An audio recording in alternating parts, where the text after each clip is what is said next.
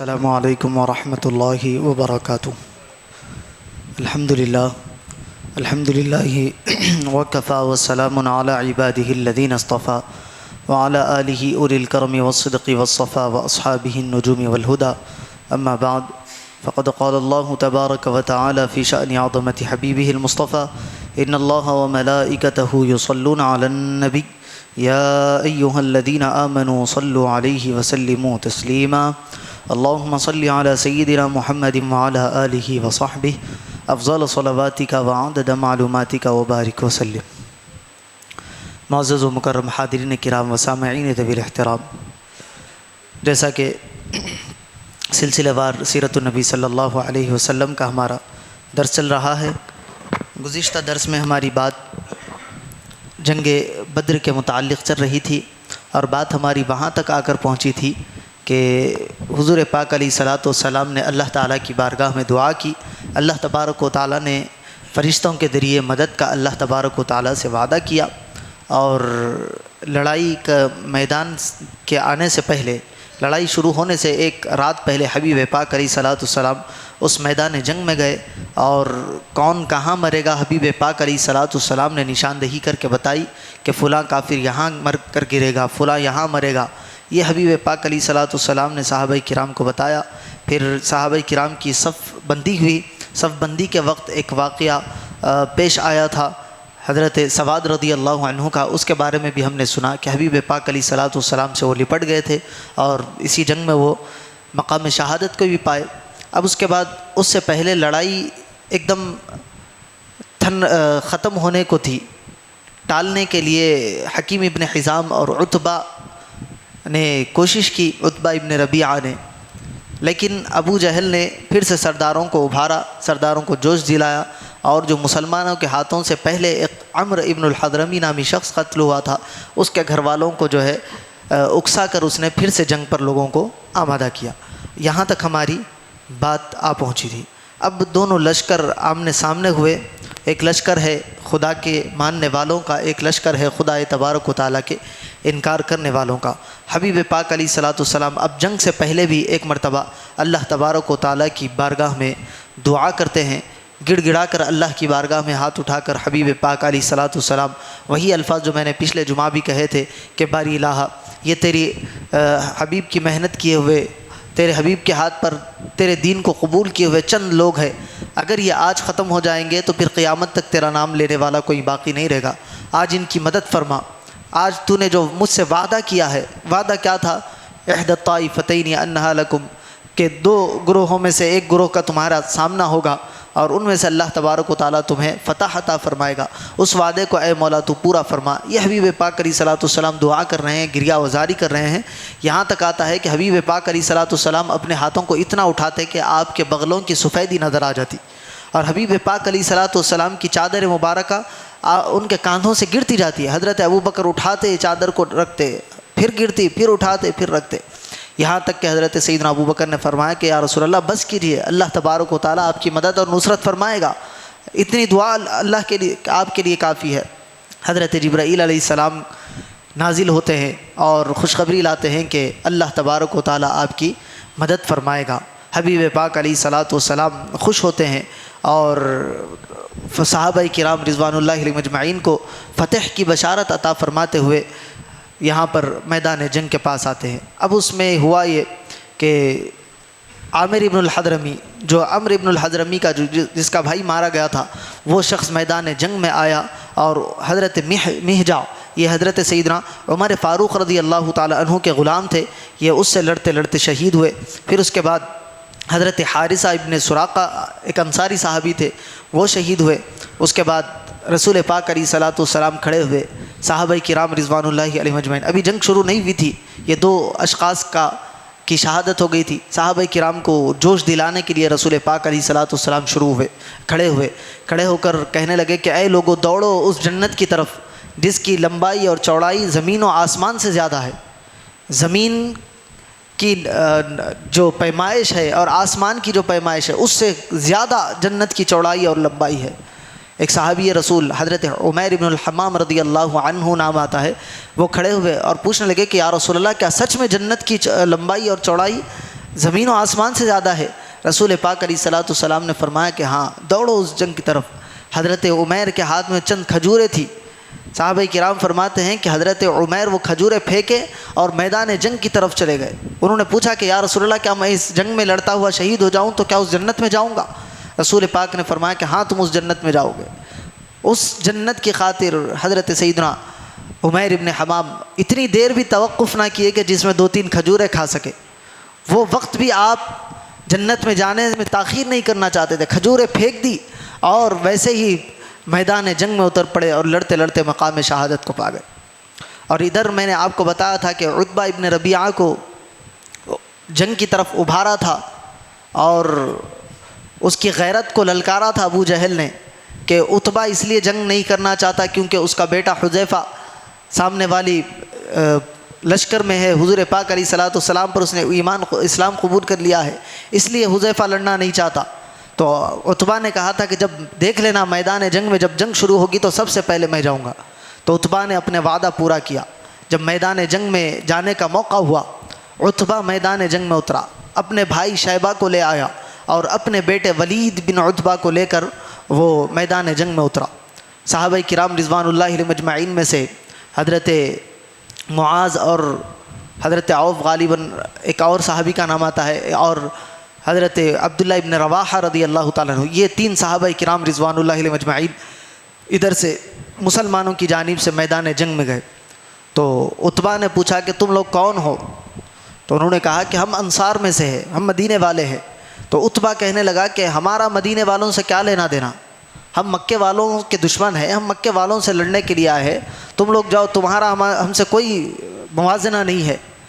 اور میدان جنگ سے رسول پاک علیہ الصلوۃ والسلام کو آواز دے کر کہتا ہے کہ یا محمد صلی اللہ علیہ وسلم ہمارے جوڑ کے لوگ بھیجو، اشراف قریش میں سے، یعنی ہمارے برابری کے لوگ بھیجو، یہ مدینے والے، کیونکہ مدینے والوں کو وہ لوگ چرواہا سمجھتے تھے، کسان ادنا درجے کا سمجھتے تھے، کیونکہ ساری کھیتی باڑی مدینے کے اندر بہت زیادہ ہوا کرتی تھی، تو مدینے والوں سے وہ سمجھتے تھے کہ یہ ہمارے لیول کے نہیں ہیں۔ تو عتبہ کہنے لگا میدان جنگ میں سے کہ ہمارے پلے کے ہم پلہ لوگ بھیجو۔ تو حبیب پاک علیہ الصلوۃ والسلام فرماتے ہیں کہ قوموا یا بنی ہاشم، اے میرے قبیلے والوں، بنی ہاشم، خاص بنی ہاشم کا ذکر ہوا کہ اے میرے خاندان والوں اٹھو اور جاؤ۔ بعض روایتوں میں، مشہور روایتوں میں آتا ہے کہ حضور نے نام لے کر فرمایا کہ اے حمزہ، جو حضور کے چچا تھے، اے حمزہ ابن عبد المطلب آپ جائے۔ عبیدہ ابن الحارث یہ حضور کے چچیرے بھائی تھے، ان کو جانے کے لیے کہا۔ حضرت علی مرتضیٰ یہ بھی حضور کے چچیرے بھائی تھے، ان تینوں کو جانے کے لیے کہا۔ جب یہ میدان جنگ میں جانے لگے تو جنگی لباس انہوں نے پہنا، سر پر خود پہن لی جس سے چہرہ ڈھپ جاتا ہے۔ تو میدان جنگ میں پہنچے تو عتبہ کہنے لگا کہ آپ لوگ کون ہیں؟ تو سیدنا علی اور حمزہ ابن عبد المطلب نے کہا کہ ہم قریش میں سے ہیں، میں حمزہ ہوں، میں علی ہوں، میں عبیدہ ہوں۔ تو عتبہ کہنے لگے کہ ہاں اب ہمارے جوڑ کے لوگ آئے ہیں۔ تو وہاں سے عمر میں سب سے زیادہ عتبہ تھا، تو اس کا مقابلہ حضرت سیدنا امیر حمزہ رضی اللہ تعالیٰ عنہ سے ہوا۔ حضرت امیر حمزہ رضی اللہ تعالیٰ عنہ اس کے مقابل میں آئے، اور دوسرے نمبر پر شیبہ تھا جس کی عمر زیادہ تھی، اس کے مقابلے میں یا عتبہ کے مقابلے میں حضرت عبیدہ ابن الحارث آئے، اور شیبہ کے مقابلے میں حضرت حمزہ ابن عبد المطلب آئے، اور ولید سب سے چھوٹا تھا، اور ادھر حضرت علی مرتضیٰ چھوٹے تھے عمر میں، تو ولید کے مقابلے میں حضرت سیدنا علی مرتضیٰ آئے۔ حضرت علی نے اور حضرت حمزہ نے بڑی جابازی کا مجاہدانہ جو کردار تھا وہ ادا کیا، اور بعض روایتوں میں آتا ہے کہ ایک ہی وار میں شیبہ کا اور ولید کا کام تمام کر دیا۔ اور ادھر عبیدہ ابن الحارث اپنی عمر کی زیادتی کی وجہ سے آہستہ لڑ رہے تھے، شیبہ نے ایک وار کیا، آپ کی ٹانگ زخمی ہو گئی۔ جب حضرت علی مرتضیٰ نے دیکھا کہ حضرت عبیدہ زمین پر گر رہے ہیں اور ٹانگ ان کی کٹ گئی ہے، تو پلٹ کر جا کر عتبہ پر وار کیا اور عتبہ کو بھی واصل جہنم کر دیا۔ پھر اس کے بعد حضرت عبیدہ کو لے کر آئے، تو حضرت عبیدہ راستے میں کہنے لگے، رسول پاک علیہ الصلوۃ والسلام کے پاس جب پہنچے تو پوچھا کہ یا رسول اللہ کیا میں شہید نہیں ہوں گا؟ تو حضور پاک علیہ الصلوۃ والسلام نے فرمایا کہ اے عبیدہ تم شہید ہو گئے۔ لیکن حضرت عبیدہ جو ہے اس جنگ کے میدان میں شہید نہیں ہوئے، بلکہ جنگ ختم ہوئی جب 3 دن کے بعد مدینہ منورہ جا رہے تھے تو راستے میں حضرت سیدنا عبیدہ ابن الحارث کا انتقال ہوا۔ لیکن علماء کرام نے اور رسول پاک علیہ الصلوۃ والسلام کی غالباً حدیث بھی ہے کہ ان کو شہدائے بدر میں، یعنی جو بدر کے میدان میں لڑتے ہوئے شہید ہوئے، ان کی زمرے میں ان کو شامل کیا گیا۔ حالانکہ یہ میدان میں لڑتے لڑتے شہید نہیں ہوئے، صرف زخمی ہوئے تھے، لیکن ان کو شہداء میں بھی شامل کیا گیا۔ اب اس کے بعد 1 to 1 کی لڑائی ہو رہی تھی، ادھر سے مسلمان بھاری پڑ رہے تھے، ادھر سے آرڈر ہوا کہ گھمسان کی لڑائی ہو، یعنی یکے بار بہت سارے لوگ مل کر وار کرے۔ اب جب ادھر سے لوگ آئے، ادھر سے بھی رسول پاک علیہ الصلوۃ والسلام نے صحابہ کرام کو اشارہ کیا، صحابہ کرام دوڑے۔ اب صحابہ کرام فرماتے ہیں یہاں اللہ تبارک و تعالیٰ کی مدد اور نصرت نازل ہوئی، فرشتوں کا نزول ہوا۔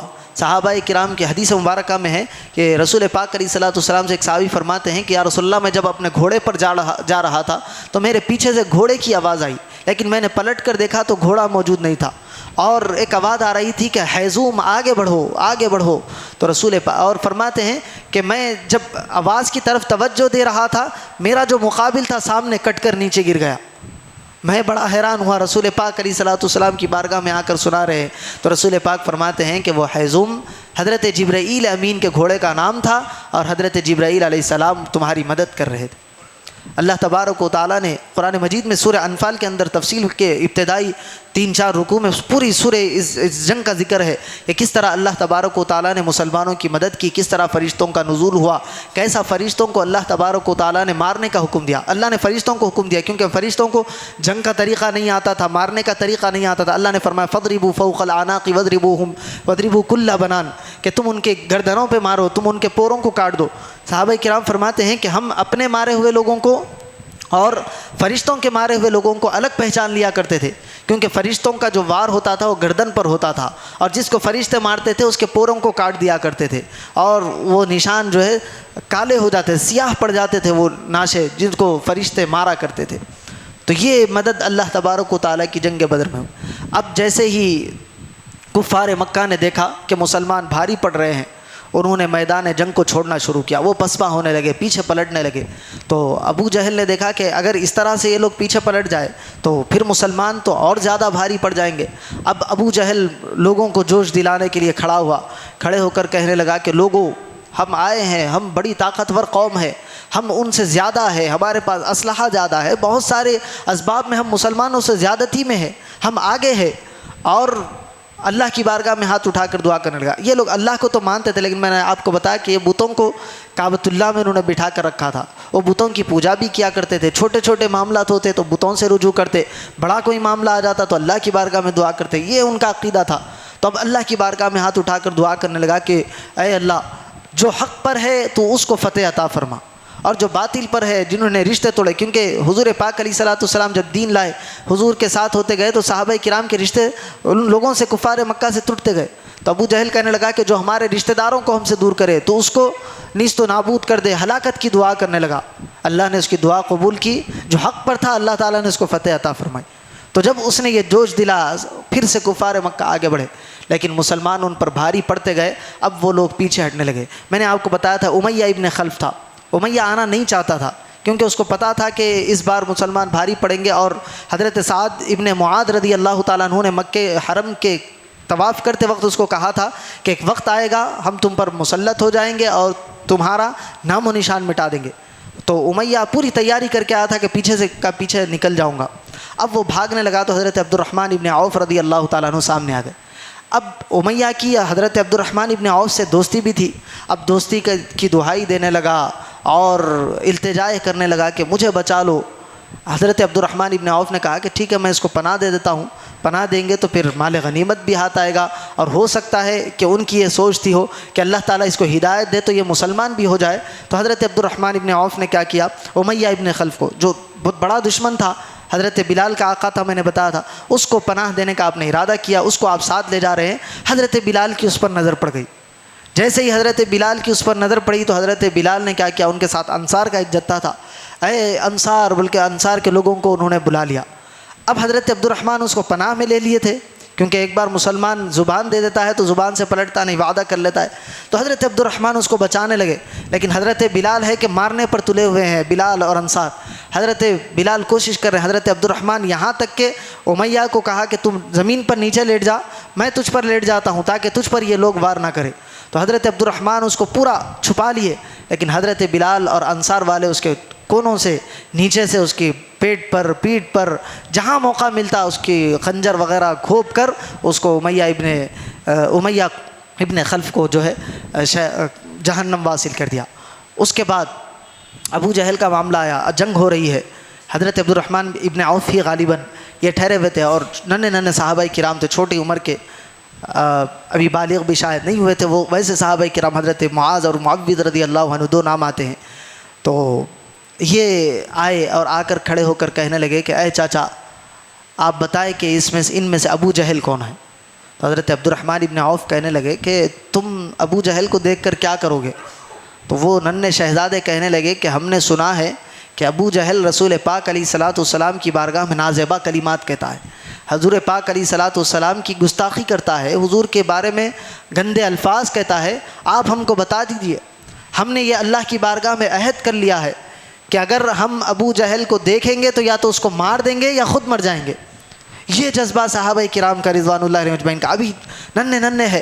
تو حضرت عبد الرحمن ابن عوف ابھی ان سے بات کر رہے تھے کہ سامنے سے ابو جہل کا گزر ہوا، گھوڑے پر تنتناتا ہوا دیکھ رہا ہے سارے فوج کو۔ تو حضرت عبد الرحمن ابن عوف نے کہا کہ وہ دیکھو ابو جہل۔ ابھی حضرت عبد الرحمن ابن عوف اس کو بتائے ہی تھے کہ وہ لوگ دوڑے اور کم عمری کے باوجود، ان کی قد بھی زیادہ نہیں تھا، وہ جا کر ابو جہل کے پیر کو مارنے لگے، یہاں اس کو زخمی کیا کہ اس کو نیچے گرا دیا۔ جیسے ہی نیچے گرا تو اس کو اور وار کیا، اور بعض روایت میں آتا ہے کہ ایک اور حضرت معاذ صحابی تھے، وہ بھی وہاں پر پہنچے اور ان تینوں نے مل کر اس کو زخمی کر دیا، اور ویسی حالت میں، مردہ حالت میں، جیسا کہ اس کے جسم میں جان نہیں ہے، اب اٹھ نہیں سکتا، ایسی حالت میں اس کو چھوڑ کر وہاں سے چلے گئے۔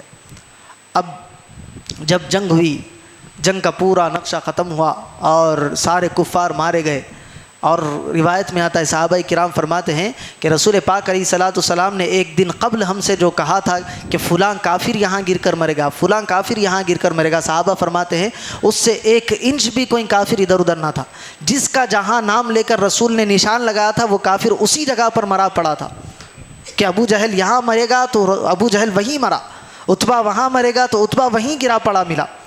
اب جب جنگ ختم ہوئی تو صحابہ کرام رضوان اللہ علیہم اجمعین کو رسول پاک علیہ الصلاۃ والسلام نے حکم دیا کہ جاؤ کفار مکہ کو ڈھونڈو، اور کوئی بچ تو نہیں گیا دیکھو۔ تو دیکھتے ہوئے حضرت عبداللہ ابن مسعود رضی اللہ تعالیٰ عنہ غالباً میدان جنگ میں آئے، دیکھا کہ ابو جہل گرا پڑا ہے، سانس چل رہی ہے لیکن اٹھنے کے قابل نہیں ہے۔ تو ابو جہل کو حضرت عبداللہ ابن مسعود غالباً ان کو بہت ستایا کرتا تھا ابو جہل، مکے میں یہ دبلے پتلے انسان تھے، ان کو تانے دیا کرتا تھا، ذلیل کیا کرتا تھا۔ تو حضرت عبداللہ ابن مسعود کہنے لگے کہ آج کیسا تجھ کو محسوس ہو رہا ہے؟ اس نے کہا کہ میں مر تو رہا ہوں لیکن مجھے اس بات کا افسوس ہے کہ مجھے ان چرواہوں نے مارا ہے، مدینے والوں نے مارا ہے۔ دیکھیں آپ، تکبر، انانیت اس کی مر رہا ہے لیکن تکبر کی بات ہے۔ اور حضور پاک علیہ الصلاۃ والسلام تک یہ پیغام پہنچا دینا کہ جس طرح حضور سے میری دشمنی تھی، محمد سے میری دشمنی پہلے تھی، اب بھی ہے، اور مرتے وقت تو مجھے اور زیادہ ان سے دشمنی ہو گئی ہے۔ یہ کبر کے الفاظ، تکبر کے الفاظ اس نے کہے۔ جب یہ کہے تو حضرت عبداللہ ابن مسعود رضی اللہ تعالیٰ عنہ اپنی تلوار نکال لیا۔ تو عبداللہ ابن مسعود سے کہتا ہے کہ اے عبداللہ میری گردن کو تھوڑا نیچے سے کاٹنا، یہاں سے نہیں کاٹنا، تھوڑا اندر سے کاٹنا، تاکہ جب نیزوں پہ ہمارے سر اٹھائے جائے تو میرا سر بڑا لگے اور پتہ چلے کہ میں سردار تھا ان لوگوں کا۔ یہ تکبر کی بات کرنے لگا۔ حضرت عبداللہ ابن مسعود رضی اللہ تعالیٰ عنہ سر کاٹے رسول پاک علیہ الصلاۃ والسلام کی بارگاہ میں لے کر آئے، اور آ کر ابو جہل کا وہ مکالمہ کہ ابو جہل نے یہ کہا ہے، آپ تک یہ پیغام پہنچانے کے لیے کہا ہے، تو حضور پاک علیہ الصلاۃ والسلام اس کی ناش کے پاس آئے اور ناش کو لات مار کے کہا کہ یہ میری امت کا فرعون تھا۔ حضرت موسیٰ کے زمانے میں بھی فرعون گزرا، لیکن فرعون کے پاس جب مصیبت پہنچی تو فرعون نے یہ کہا تھا کہ آمنت برب موسیٰ و ہارون، میں موسیٰ اور ہارون کے رب پر ایمان لایا۔ جب ڈوبنے لگا سمندر میں، پانی اس کو گھیرنے لگا، تو اس نے کہا کہ میں موسیٰ کے رب پر ایمان لاتا ہوں، لیکن یہ میری امت کا فرعون اس فرعون سے زیادہ ذلیل اور نامراد ہوا۔ کیوں؟ کیونکہ یہ مرتے وقت بھی اپنے تکبر میں مبتلا تھا، مرتے وقت بھی اس نے وہ کلمہ، گو کہ اگر وہ کلمہ پڑھ لیتا یا یہ اقرار کر لیتا کہ اللہ ایک ہے تو وہ ایمان قابل قبول نہیں ہوتا، کیونکہ نزاع کے وقت میں جو باتیں، جو توبہ کی جاتی ہے وہ قابل قبول نہیں تھی۔ اسی لیے کہتے ہیں کہ مرنے سے پہلے اپنے اعمال کا محاسبہ کرنا چاہیے اور توبہ کرنا چاہیے، کیونکہ جب نزاع کا وقت آتا ہے تو اللہ تبارک و تعالیٰ ان کو دکھاتا ہے، جو مرنے والا ہوتا ہے اس کے حالات بدل جاتے ہیں، اس کو فرشتے نظر آنے لگتے ہیں۔ اب جب نزاع کی کیفیت شروع ہو جاتی ہے، اب وہ کتنا بھی گڑ گڑا لے، کتنی ہی توبہ کر لے، اللہ کی بارگاہ میں ایسی توبہ قبول ہونے والی نہیں۔ اسی لیے آپ دیکھیں بعض اوقات اللہ کے جو نیک بندے ہوتے ہیں، جب ان کا انتقال ہوتا ہے تو ان کے چہرے چمک رہے ہوتے ہیں، وہ چہرے ان کے مسکرا رہے ہوتے ہیں، کتنی ہی دیر ان کو گھر میں رکھ لے ان کا چہرہ مسکراتا ہی ہوتا ہے۔ کیوں؟ کیونکہ ان کے پاس جو فرشتے آتے ہیں بہترین حالت میں آتے ہیں، جنت کی بشارت لے کر وہ فرشتے آتے ہیں، جس کی وجہ سے وہ خوش اور خرم ہوتے ہیں۔ اور کچھ چہرے ایسے ہوتے ہیں جو مرتے ہی سکڑ جاتے ہیں اور ان کے حالت بدل جاتی ہے، ان کو دیکھنا دل نہیں کرتا۔ ایسے چہرے بھی بعض حضرات کے ہو جاتے ہیں، گھر والے خود چہرہ بتانے کے لیے بعض کا ڈرنے لگتے ہیں۔ کیوں ہوتا ہے؟ کیونکہ نزع کے وقت جب فرشتے آتے ہیں تو اس ہیبت ناک خوفناک حالت میں آتے ہیں کہ بندہ پریشان ہو جاتا ہے، اس کو وہ نظر آنے لگتے ہیں۔ تو انسان کو چاہیے کہ موت سے پہلے اپنی فکر کرے۔ اسی لیے صوفیاء کرام فرماتے ہیں کہ جب بھی تم اپنے بستر پر جاؤ تو اپنے روزانہ کا محاسبہ کرو کہ آج میں نے کون سے نیک اعمال کیے ہیں، کون سی بد اعمال کیا کیے۔ اگر نیک اعمال ہوئے ہیں، نمازیں پڑھی ہے، ذکر و اذکار کیا ہے، تو اللہ کی بارگاہ میں شکر ادا کرے اور یہ نیت کرے، یہ عہد کرے کہ باری الہ میں روزانہ یہ کام کروں گا، روزانہ نمازیں پڑھوں گا، روزانہ ذکر و اذکار کروں گا۔ اگر غلطی سے کوئی بد اعمالی ہو جائے، گناہ ہو جائے، تو بستر پر سونے سے پہلے اللہ کی بارگاہ میں توبہ و استغفار کرے اور یہ عہد کرے کہ آئندہ کبھی میں اس گناہ کے قریب نہیں جاؤں گا۔ ہو سکتا ہے کہ آپ بستر پر لیٹے صبح اٹھے نہیں، تو اس حالت میں اگر آپ کی موت آ جائے تو پھر اللہ تبارک و تعالیٰ کے پاس کوئی آپ کا عذر قابل قبول نہیں ہوگا۔ اگر آپ توبہ کر کے جائے، اللہ آپ کی توبہ قبول کر لے، تو پھر اللہ تبارک و تعالیٰ کی جنتوں کا راستہ آپ کے لیے آسان ہو جائے گا۔